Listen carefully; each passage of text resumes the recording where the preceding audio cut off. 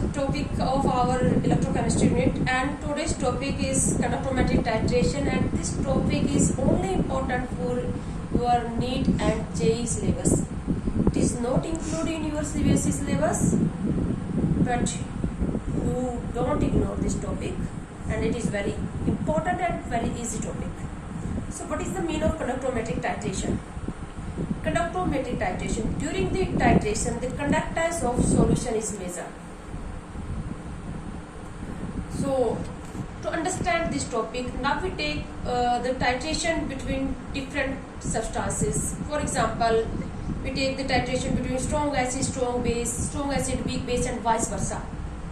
To understand this topic, first we take the example of titration between strong acid. Case first.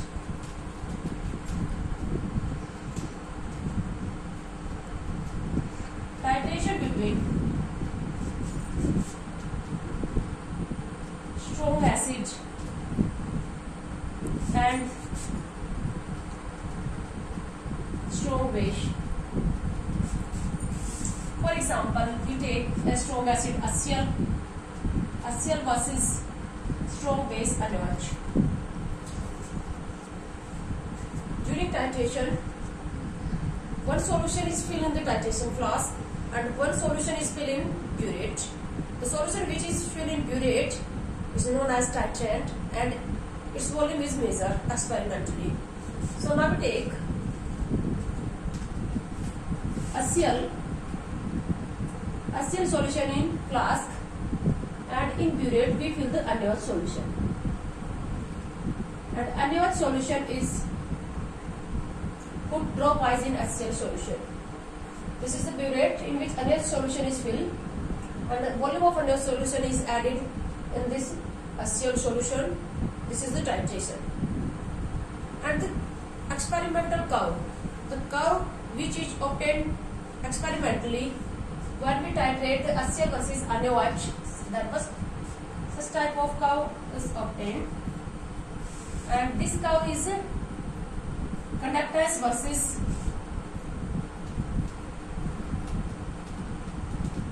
conductance represented by lambda, conductance versus volume of NaOH added. This is the conductometric curve, and this curve is conductance versus volume of NaOH added. And the experimental curve is obtained. This curve is obtained experimentally. We have to just read this type of curve. Why such type of curve is obtained? We have to understand this. When we titrate the HCl versus NaOH, then why such type of curve is obtained? We have to understand this experimental curve. This is the equivalence point or end point. You know about the equivalence point? The number of equivalent of both the solution when become equal, that point is known as equivalence point or end point. The number of equivalent of HCl present in solution when become equal to the number of equivalent of NaOH. जितने HCl के number of equivalent solution में पड़े हैं, NaOH के भी उतने ही equivalent आ जाएंगे, तब वो यहाँ पर क्या आ जाएगा? End point या equivalent point. So we have to understand this conductometric curve. To understand this, we make two parts of this curve, part first and part second. In part first or in first part of this curve, as you see, when the volume of NaOH solution is added, conductance is decreased. Why conductance is decreased when volume of NaOH solution is added? हम क्या कर रहे हैं? NaOH add करते जा रहे हैं. जैसे जैसे हम NaOH ऐड करते जा रहे हैं, कंडक्टेंस डिक्रीज होता जा रहा है. इक्विवेलेंट पॉइंट के ऊपर कंडक्टेंस सबसे कम होगा, फिर कंडक्टेंस क्या होगा? इंक्रीज. हमने इसके दो पार्ट बनाए हैं. फर्स्ट पार्ट समझ रहे हैं हम, कंडक्टेंस क्यों डिक्रीज हो रहा है. तो सबसे पहले अब हमारी रिएक्शन क्या हो रही है? हम सॉल्यूशन हमने भरा था HCl का. यहाँ पर पड़ा है हमारे पास HCl सॉल्यूशन और हम ऐड कर रहे हैं NaOH. And what type of reaction take place? Neutralization reaction take place. NaCl plus H2O is formed. H2O is not ionized. It is non-electrolyte, considered non-electrolyte. NaCl is a salt. It is a strong electrolyte, completely ionized. So what change take place? We can say that HCl convert into NaCl. हमारे पास पहले burette में पड़ा flask में पड़ा HCl और अब बन रहा है क्या? NaCl. सो हम ये कह सकते हैं कि टाइट्रेशन के दौरान कौन किस में कन्वर्ट हो रहा है? HCl convert into NaCl. HCl convert into NaCl. NaOH तो हम ऐड कर रहे हैं, ये यहाँ पर नहीं है. HCl किस में कन्वर्ट होता जा रहा है? NaCl. One ion is common, chloride ion is common in both them. So chloride ion में कन्वर्ट हो रहा है. ये तो chloride ion यहाँ पर भी था, यहाँ पर भी था, तो क्या हो गया? We can say that H positive ion convert into Na positive ion. H positive ion convert into Na positive ion. And H positive ion has high conductance. The conductance of H positive ion is greater than the conductance of Na positive ion due to small size, due to high ionic mobility. H positive ion has small size. Due to small size, its mobility is high, and due to high mobility, the conductance of H positive ion is greater than the conductance of Na positive ion. So you can say that during the titration of HCl and NaOH, the ion which have high conductivity is converted into ion which have low conductivity. High conductivity वाला ion लो conductivity वाले ion में convert हो रहा है. It mean conductance क्या हो जाएगा? Decrease. Conductance क्या हो गया? डिक्रीज. इक्विवेलेंट पॉइंट आ गया. इक्विवेलेंट पॉइंट के ऊपर जितना HCl पड़ा था वो कंप्लीट किस में कन्वर्ट हो गया? NaCl में. सारा का सारा HCl किस में कन्वर्ट हो गया? एंड पॉइंट के ऊपर NaCl में. फर्दर एंड पॉइंट के ऊपर अगर एंड पॉइंट आने के बाद भी अगर हम NaOH इसमें ऐड कर रहे हैं, एंड पॉइंट आने के बाद भी NaOH अगर हम ऐड कर रहे हैं, तो तुम देख रहे हो कंडक्टेंस क्या हो रहा है? इंक्रीज. सेकंड पार्ट को स्टडी करते हैं. Part second. Why conductance increase during the volume of NaOH added. अब न्यूट्रलाइजेशन हो चुकी है, सारा का सारा HCl जो है वो NaCl में कंज्यूम हो चुका है. अब अगर और भी NaOH अगर आप ऐड करते जा रहे हो, तो ये जो NaOH ऐड करोगे, ये तो क्योंकि ये तो क्या है? स्ट्रॉन्ग बेस है, तो ये तो कंप्लीटली आयनाइज हो जाएगा. Na positive plus OH negative. And point के बाद भी अगर NaOH ऐड करते जाओगे तो NaOH एज इट इज पड़ा रहेगा, बट ये आयनाइज तो होगा, स्ट्रॉन्ग बेस है, तो जितना NaOH यहाँ पर आएगा उतना ही आयनाइज होता रहेगा. So you can say that the number of ions increase.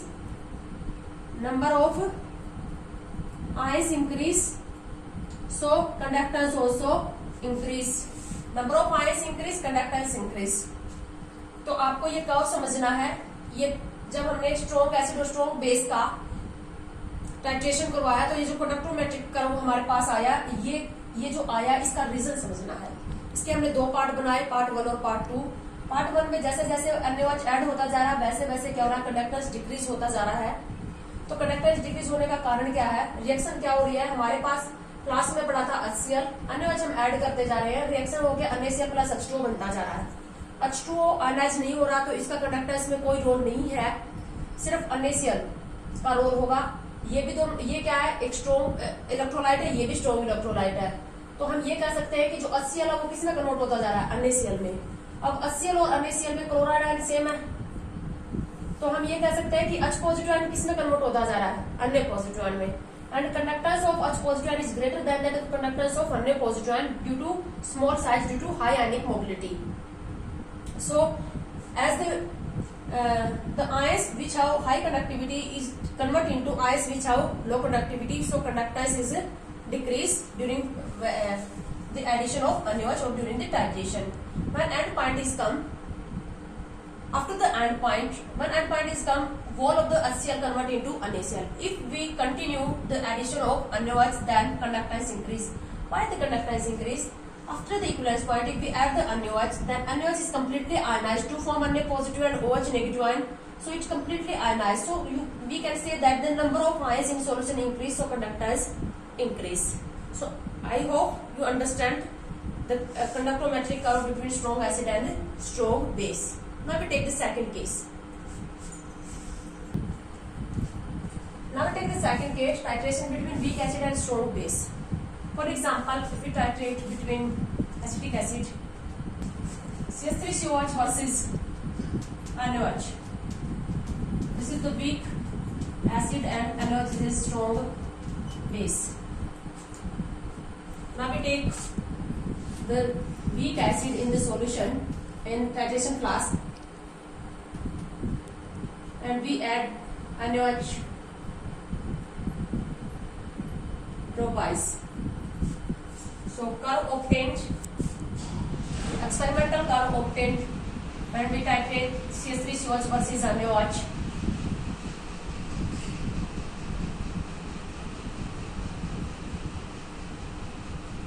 Such type of curve between conductance versus volume of NaOH added. हम जो NaOH ऐड करते जा रहे हैं उसके और सॉल्यूशन के कंडक्टेंस के बीच में ये कर्व आएगा. हमें इस कर्व को एक्सपेरिमेंटल कर्व है, क्यों आया ये कर्व हमें इसको समझना है. इसमें क्वेश्चन कैसे बनेंगे आपके एंट्रेंसेस के अंदर. आपको 4 कर्व दे देंगे, केस दे देंगे, जैसे कि CH3COH वर्सेस NaOH के बीच में जो हम अगर टाइट्रेशन करवाते हैं तो जो कंडक्टेंस कर्व आएगा, कंडक्टोमेट्रिक कर्व आएगा, वो कौन सा होगा, किस टाइप का कर्व होगा. तो आपको समझ के इसमें से राइट ऑप्शन सिलेक्ट करना है. तो इस कर्व को समझने के लिए हम इसके 3 पार्ट बना लेते हैं, part 1, part 2 and part 3. And this is the equivalence point और एंड पॉइंट. फर्स्ट पॉइंट में आप देख रहे हो ये कर्व जो है बहुत ही स्मॉल रीजन में है और यहाँ पर देख रहे हो जैसे जैसे NaOH का वॉल्यूम ऐड होता जा रहा है कंडक्टेंस क्या हो रहा है, डिक्रीज. फिर उसके बाद यहाँ के बाद क्या हो रहा है, दूसरे पार्ट में कंडक्टेंस इंक्रीज हो रहा है जैसे जैसे NaOH ऐड करते जा रहे हो.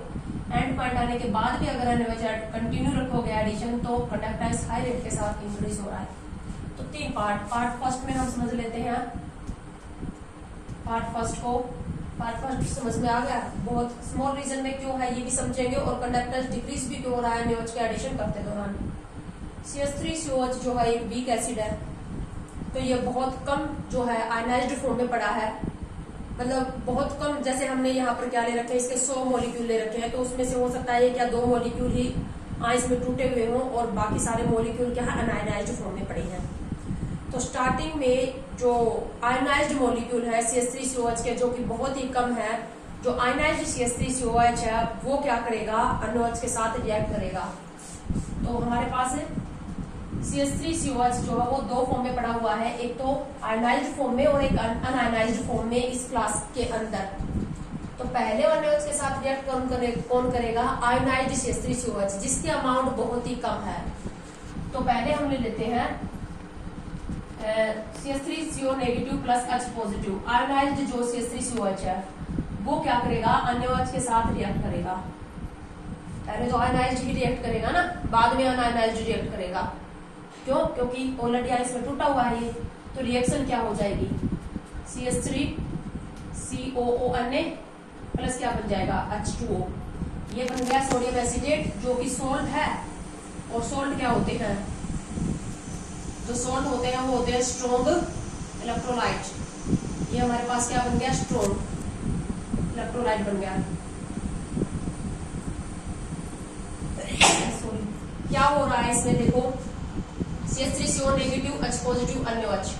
हमारे पास फ्लास्क में पड़ा था CH3CO नेगेटिव H पॉजिटिव, अब बन गया CH3CO negative Na positive. So we can say that CH3CO negative plus H positive convert into CH3COO negative plus Na positive. CH3CO negative ion convert into CH3CO negative ion. No effect. You can say that H positive ion convert into Na positive. फिर से पहले वाला ही case आ गया. क्या हो रहा है, CH3CO negative ion तो सेम रहेगा. हम ये कह सकते हैं कि H positive ion convert हो रहा है किसमें, Na positive ion में. And conductance of H positive ion is greater than the conductance of Na positive ion. So the ion which have high conductivity is converted into ion which have low conductivity. So you can say that conductance is decreased during addition of NaOH. But it is a this curve is in a very small region because only few molecules of acetic acid is ionized. बहुत थोड़ा ionized acetic acid पड़ा है इसके अंदर, तो सिर्फ ionized पड़ा है वही तो रिएक्ट कर रहा है, इसलिए ये कर्व जो है ये बहुत छोटा है. ठीक है, कंडक्टेंस डिक्रीज होने का कारण समझ में आ गया. H positive ion Na positive ion में कन्वर्ट हो रहा है. H पॉजिटिव आयन कंडक्टेंस ज्यादा है Na पॉजिटिव आयन से, सो कंडक्टेंस डिक्रीज हो रहा है. उसके बाद देखो जब सारा का सारा आयनाइज्ड CH3COH खत्म हो जाएगा तो अब जो अनआयनाइज्ड CH3COH है वो रिएक्ट करना स्टार्ट कर देगा अन्य OH के साथ। एंड पॉइंट पे तो कब आएगा एंड पॉइंट? तो जब आयनाइज्ड और अनआयनाइज्ड सारा का सारा CH3COH जो होगा वो अन्य OH के साथ रिएक्ट कर जाएगा, तभी आएगा ना एंड पॉइंट। तो ये तो हमारा एंड पॉइंट नहीं है, क्योंकि यहाँ पर तो इस पॉइंट तक तो सिर्फ क्या हुआ है, आयनाइज्ड CH3COH ने ही अन्य OH के साथ रिएक्शन की है। अब टर्न आ गई किसकी? अनआयनाइज्ड CH3COH की। तो यहाँ पर क्या होगा, सेकंड पार्ट में unionised CH3COH react with NaOH। अब रिएक्शन क्या होगी?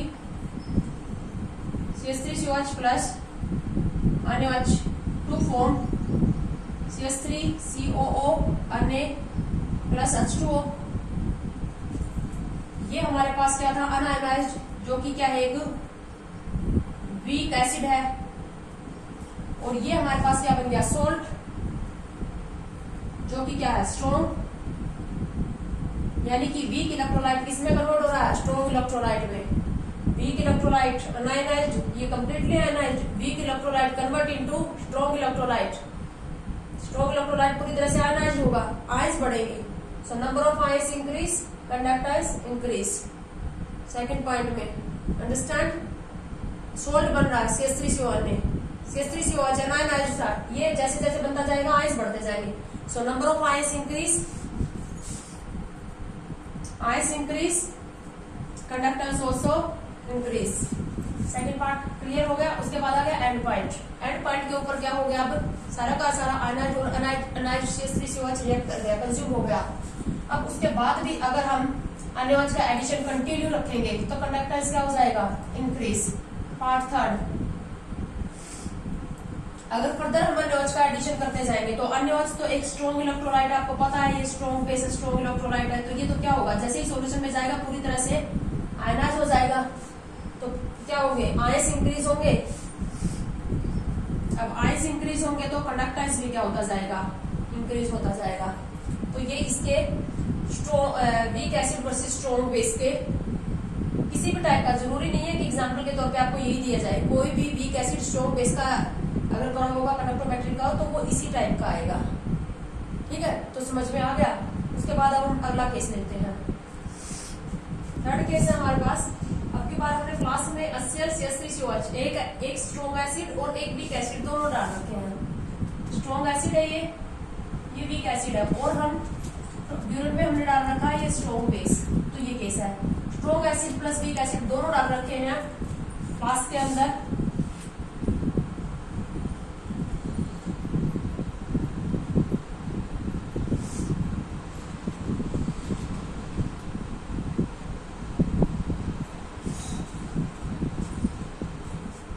कर्व किस टाइप का आएगा हमारे पास? पहले कर्व को हम देख लेते हैं। कर्व एक्सपेरिमेंटल है, हमें सिर्फ कर्व को समझना है। कंडक्टेंस वर्सेस वॉल्यूम अन्य OH एडिड।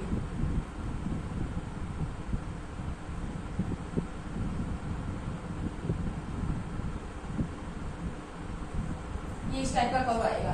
दिस इज के 3 पार्ट, फर्स्ट सेकंड थर्ड। ये एंड पॉइंट है या इक्विवेलेंस पॉइंट। फर्स्ट पार्ट समझ लेते हैं। पता चल रहा है अन्य OH ऐड करते जा रहे हैं, कंडक्टेंस डिक्रीज होता जा रहा है। इसका कारण समझ लेते हैं पार्ट फर्स्ट को। अब हमने क्या डाल रखा है? हमारे पास क्लास में HCl प्लस CH3 COH दोनों पड़े हैं। ये CH3COH जो है वो एक वीक इलेक्ट्रोलाइट है, वीकली आयनाइज होता है। ऊपर से HCl भी साथ में पड़ा है, तो कॉमन आयन इफेक्ट लगेगा, और कॉमन आयन इफेक्ट अगर वहां पर लग जाए तो वीक इलेक्ट्रोलाइट का फर्दर जो डिसोसिएशन है या आयनाइजेशन है वो और भी ज्यादा स्प्रेस हो जाता है, कम हो जाता है। तो पहले ही ये जो वीक इलेक्ट्रोलाइट था हमारे पास, वीक एसिड CH3COH, ये अगर अकेला होता तो भी बहुत कम आयनाइज होता। अब तो कॉमन आयन इफेक्ट लग गया, तो हम ये कह सकते हैं कि जो CH3COH है वो कम्प्लीटली क्या है? अनआयनाइज्ड फॉर्म में पड़ा हुआ है। तो सबसे पहले रिएक्ट कौन करेगा? HCl रिएक्ट करेगा। किसके साथ? अन्य OH के साथ। अगर HCl NaOH के साथ रिएक्शन करेगा तो क्या बनेगा, NaCl plus H2O. We can say that HCl convert into NaCl. We can say that H positive ion convert into Na positive ion. So conductance of H positive ion is greater than conductance of Na positive ion. So conductance क्या हो जाएगा, conductance क्या हो रहा है, decrease 1 volume of NaOH added. समझ में आ गया. CH3COH कंप्लीटली क्या अनायनाइज्ड फॉर्म में पड़ा, ठीक है. क्यों, पहले तो वीक इलेक्ट्रोलाइट था, अब HCl में कॉमन आयन इफेक्ट लगा दिया, तो पहले रिएक्ट कौन करेगा NaOH के साथ, HCl रिएक्ट करेगा तो क्या बनेगा, HCl कन्वर्ट हो जाएगा NaCl में. Cl नेगेटिव आयन यहाँ पर सेम है, H positive ion Na positive ion में कन्वर्ट होगा. H पॉजिटिव आयन का कंडक्टेंस ज्यादा होता है, तो ज्यादा कंडक्टेंस वाला आयन जो है कम कंडक्टेंस वाले आयन में कन्वर्ट हो रहा है, तो कंडक्टेंस क्या हो जाएगा, डिक्रीज. यहाँ पर HCl पूरा कंज्यूम हो जाएगा, यहाँ पर HCl पूरा कंज्यूम हो जाएगा. तो अब जो रिएक्ट करेगा वो कौन करेगा, अनआयनाइज्ड CH3COH. पार्ट सेकंड में क्या होगा, वही से आ गया. अनआयनाइज्ड जो है, un-ionised CH3COH react with NaOH, क्या बनेगा, CH3COH plus NaOH to form CH3CONA plus H2O. ये है weak electrolyte. Weak electrolyte convert into strong electrolyte. So rate जितना भी बनेगा पूरी तरह से क्या हो जाएगा, ionise. So we can say that जैसे जैसे हम volume of NaOH, addition of NaOH increase, rate of ionization increase. Weak electrolyte convert into strong electrolyte. Strong electrolyte completely ionized. So number of ions in the solution increase. Ions increase, conductance also increase. इसी तरह से तो देख रहे हो तुम and point के ऊपर कंडक्टेंस इंक्रीज हो रहा है जैसे जैसे NaOH का एडिशन होता जा रहा है. अब यहाँ पर एंड पॉइंट आ गया. तो अब यहाँ पर क्या हो गया, सारा HCl और सारा का सारा CH3COH जो है वो कंज्यूम हो गया, NaOH के साथ रिएक्ट कर गया. अब अगर हम NaOH का फर्दर एडिशन कंटिन्यू रखें थर्ड पार्ट में, अगर अभी NaOH का एडिशन कंटिन्यू रखें तो NaOH जो ऐड होगा तो वो तो कंप्लीटली आयनाइज हो जाएगा ना, Na positive plus OH negative. Ions increase होंगे तो कंडक्टेंस भी क्या हो जाएगा, इंक्रीज हो जाएगा. इसके बाद हम नेक्स्ट केस लेते हैं. फोर्थ है हमारे पास weak acid versus weak base.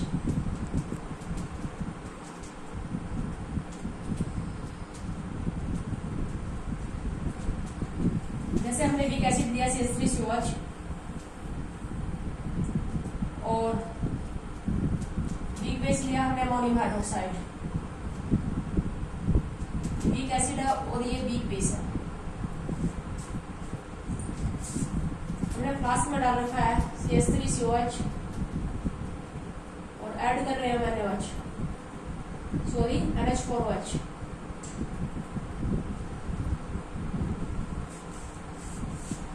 Curve जो आएगा हमारे पास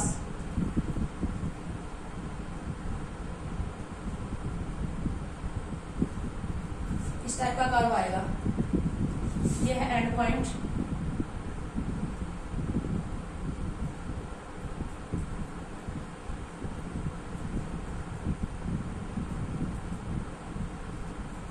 सॉरी NaOH लिखने की आदत पड़ी हुई है, अब तक NaOH के सारे केस चल रहे थे. Volume of NH4OH, volume of NH4OH added. NH4OH का एडिशन हो रहा है और conductance versus volume of NH4OH का ये कर्व है. तो हमारे पास जो कर्व आएगा वो इस टाइप का आएगा. कर्व किसके बीच में, conductance versus NH4OH, volume of NH4OH added. इस टाइप का कर्व आएगा हमारे पास. ये है and point.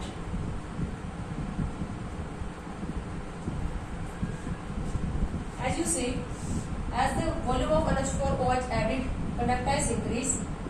After end point, there is no effect on the conductance of solution of the addition of volume of NH4OH. And point तक क्या हो रहा है, NH4OH जैसे जैसे ऐड करते जाएंगे कंडक्टेंस इंक्रीज होता जाएगा। एंड पॉइंट के ऊपर NH4OH के एडिशन का सॉल्यूशन के कंडक्टेंस के ऊपर कोई इफेक्ट नहीं पड़ रहा। तो इसके भी हम दो पार्ट बना लेते हैं, पार्ट 1 और पार्ट 2। पार्ट 1 को समझते हैं।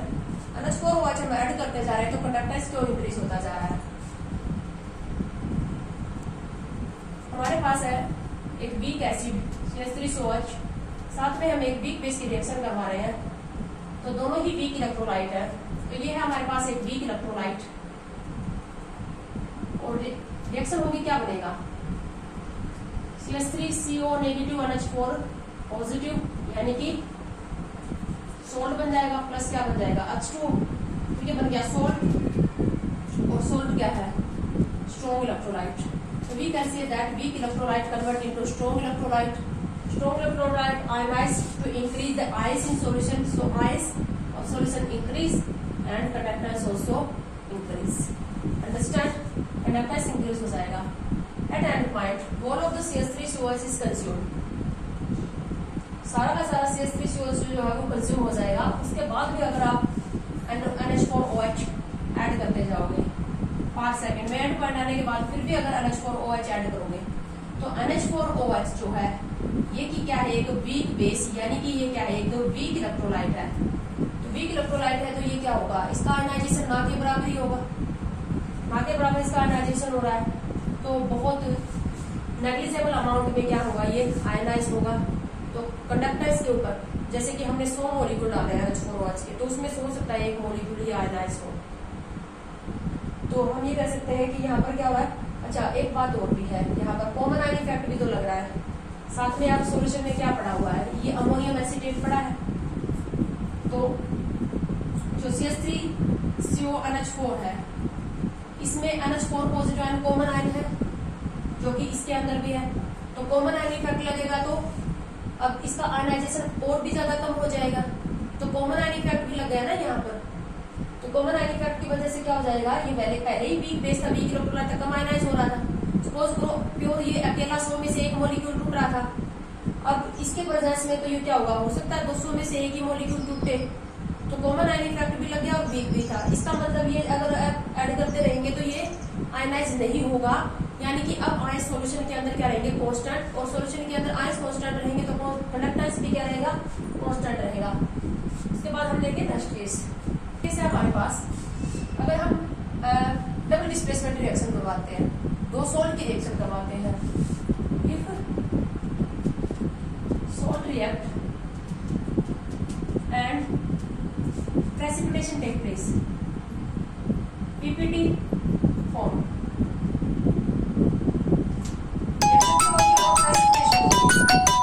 फॉर एग्जाम्पल हम लेते हैं यहाँ पर salt AB,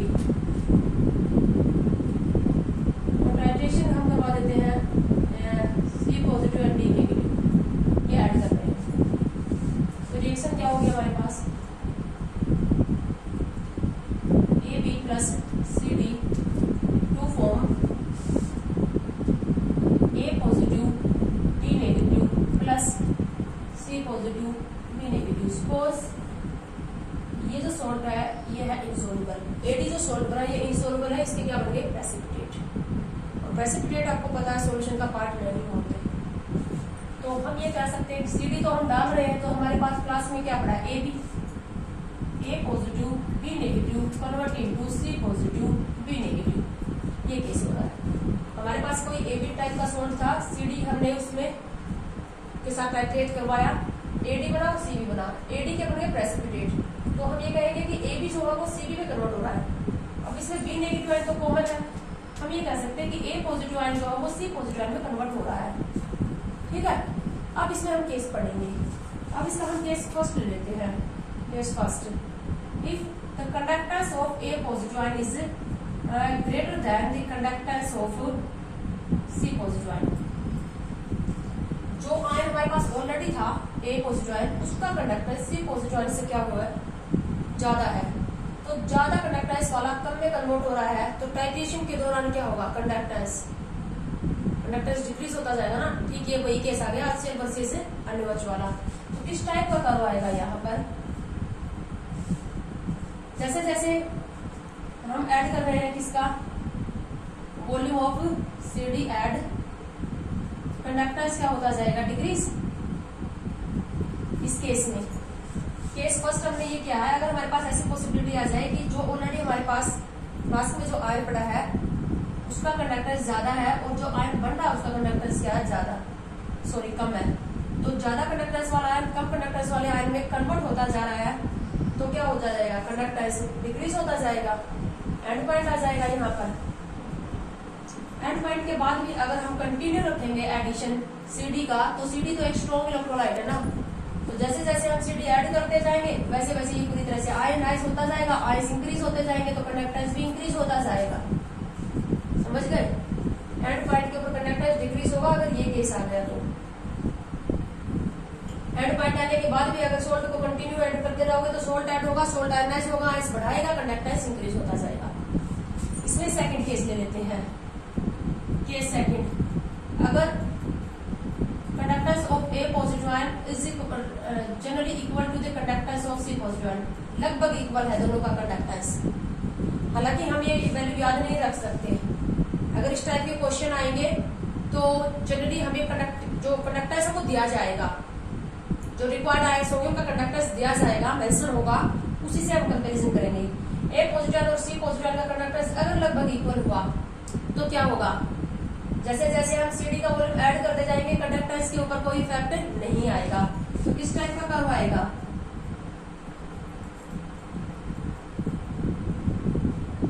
conductance and point तक कंडक्टेंस क्या चलेगा, कांस्टेंट, और उसके बाद भी अगर एंड पॉइंट आने के बाद भी हम कंटिन्यू रखेंगे देन कंडक्टेंस क्या होगा, इंक्रीज। इस टाइप का कर्व आएगा। कंडक्टेंस क्यों कांस्टेंट चला, क्योंकि सेम कंडक्टिविटी वाले आयन A पॉजिटिव का कंडक्टेंस और C पॉजिटिव का कंडक्टेंस क्या है, इक्वल। कंडक्टेंस इक्वल है तो एंड पॉइंट तक कंडक्टेंस क्या चला, कांस्टेंट। कंडक्टेंस के ऊपर इसकी एडिशन का कोई फर्क नहीं पड़ा। एंड पॉइंट आने के बाद भी अगर CD को ऐड करते रहोगे तो CD क्या, स्ट्रॉन्ग इलेक्ट्रोलाइट, आयनाइज होगा, आयंस बढ़ाएगा, कंडक्टेंस इंक्रीज होगा। सेम ये क्वेश्चन जो है वो जेईई में आया था, और इसमें क्वेश्चन क्या था, ये था हमारे पास AgNO3 प्लस NaCl का क्वेश्चन। अगर हम AgNO3 और NaCl का क्वेश्चन को आपस में टाइट्रेशन करवाते हैं तो किस टाइप का कर्व आएगा, ये हमसे पूछा गया था। तो क्या बनेगा, AgCl बनेगा जिसके PPT बनेंगे, प्लस साथ में क्या बनेगा, NaNO3। तो ये तो PPT बन गया, तो हम ये कह सकते हैं कि जो AgNO3 है, AgNO3 किस में कन्वर्ट हो रहा है, NaNO3 में। अब NO3 नेगेटिव आयन तो कॉमन है, तो हम ये कह सकते हैं कि Ag पॉजिटिव आयन किस में कन्वर्ट हो रहा है, Na पॉजिटिव आयन में कन्वर्ट हो रहा है, ठीक है। और Ag पॉजिटिव आयन का जो कंडक्टेंस है, conductance of Ag positive ion is comparison that लगभग क्या होगा, इक्वल होगा the conductance of Na positive ion. दोनों का कंडक्टेंस लगभग क्या है, इक्वल। तो कंडक्टेंस इक्वल है तो यहाँ पर इस टाइप का ये चार कर्व दिए गए थे वहां पर, तो कौन सा कर्व इसमें सही आएगा, तो ये कर्व आएगा। उसके बाद थर्ड केस हम ये कर लेते हैं। थर्ड केस हम करेंगे, अगर हमारे पास A पॉजिटिव आयन का जो कंडक्टेंस है वो कम हो C पॉजिटिव आयन से, conductance of A positive ion is less than the conductance of C positive ion. कम वाला ज्यादा में कन्वर्ट हो रहा है, कम कंडक्टेंस वाला आयन ज्यादा कंडक्टेंस वाले में कन्वर्ट हो रहा है, तो क्या होगा, कंडक्टेंस इंक्रीज होगा। Conductance versus volume of CD add, तो कंडक्टेंस क्या होता जाएगा, इंक्रीज एंड पॉइंट तक, और उसके बाद भी कंडक्टेंस फर्दर क्या होता जाएगा, इंक्रीज। तो इस टाइप का कर्व हमारे पास आ जाएगा। एंड पॉइंट तक इंक्रीज क्यों हुआ, क्योंकि कम कंडक्टेंस वाला आयन ज्यादा कंडक्टेंस वाले आयन में कन्वर्ट हो रहा है। एंड पॉइंट आने के बाद भी क्यों इंक्रीज हुआ, क्योंकि अगर हम स्ट्रॉन्ग इलेक्ट्रोलाइट ऐड करते जा रहे हैं जो कि आयंस बढ़ाएगा, सॉल्यूशन में कंडक्टेंस इंक्रीज होगा। तो बेटा ये था आपका आज का ये टॉपिक, इसके साथ आपकी ये इलेक्ट्रोकेमिस्ट्री यूनिट भी कंप्लीट होती है। नेक्स्ट वीडियो के अंदर हम नेक्स्ट यूनिट स्टार्ट करेंगे, केमिकल काइनेटिक्स।